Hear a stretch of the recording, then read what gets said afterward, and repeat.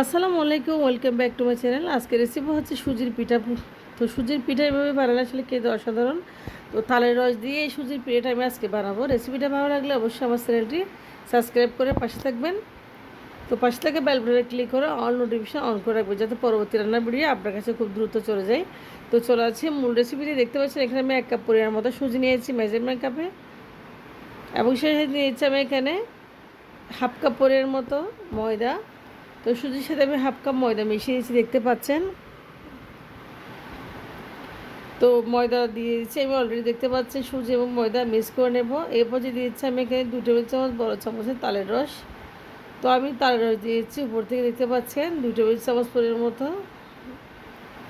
তো তালের রস দিয়ে সুজির পিঠা আসলে খেতে খুবই অসাধারণ। তো তালের রস দিয়েছি, দেখতে পাচ্ছেন। এরপর যে দিয়েছি আমি এখানে একটা ডিম। তো ডিমটা লো টেম্পারেচার যেন থাকে, আমি একটা ডিম দিয়েছি, দেখতে পাচ্ছেন, ফেটে। তো এরপর যে ডিম দিয়েছি, ডিম দিয়ে ভালোভাবে এখন দিয়েছি লবণ।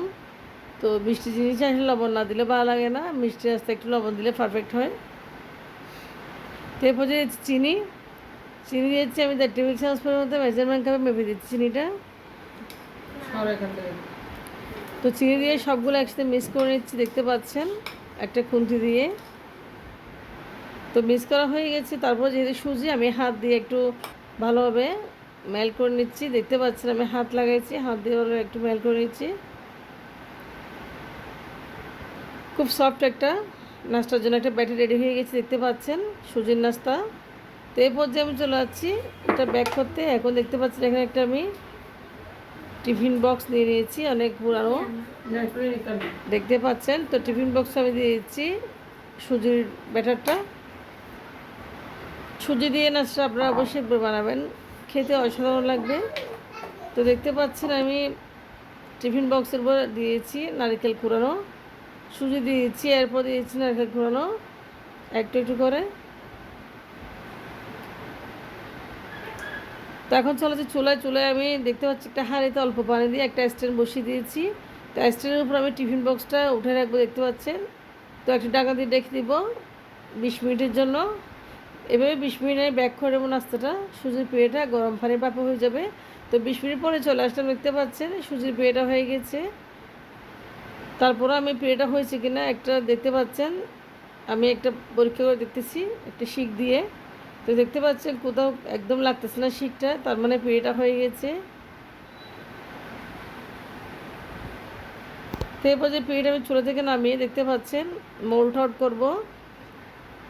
তো পিঠাটা আমি একটা থালে নিয়েছি, দেখতে পাচ্ছেন। তো উপর থেকে খুব সুন্দর একটা কালার এসেছে, মাশাআল্লাহ, একটা ভালো গ্রান এসেছে, যেহেতু আমি এখানে তালের রস ব্যবহার করেছি।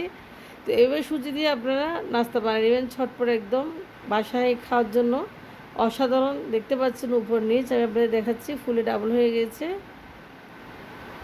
খুব সুন্দর এই পিঠাটা। তো আপনাদের কেটে দেখাচ্ছি সুজির পিঠা কত সফট হয়েছে, মাশাআল্লাহ। সুজির কেকও বলতে পারেন, অনেক অসাধারণ হয়েছে।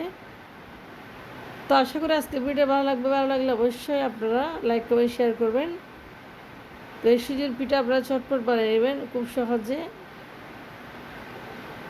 তো দেখতে পাচ্ছেন পিঠাগুলো আমি কেটে নিয়েছি, খুব সুন্দর লাগতেছে, মাশাআল্লাহ। তো সুজি দিয়েও তালের পিঠা বানানো যায়, দেখতে পাচ্ছেন। তো আপনারা ভালো থাকবেন, আমার জন্য দোয়া করবেন। আল্লাহ হাফেজ, আসসালামু আলাইকুম।